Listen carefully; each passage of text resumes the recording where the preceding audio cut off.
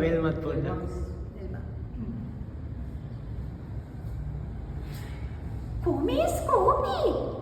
ස්කූබි ෂැකි එන්නකෝ ඉක්මනට වැඩේ හරි මං හොයාගත්තා ඒ හොල්මන කවුද කියලා උඩ තට්ටුවේ ඉන්නේ හොල්මනක් නෙමෙයි කෝමි ඩැෆ්නි ෆ්‍රෙඩි අපි කට්ටියම යමු ඒ හොල්මනව අල්ලගන්න මම ඔයාලට කියන්නම්කෝ කවුද ඒ හොල්මන කියලා ඒ කවුරුත් නෙමෙයි මේ මිස්ටර් ජැක් ෆ්‍රීස්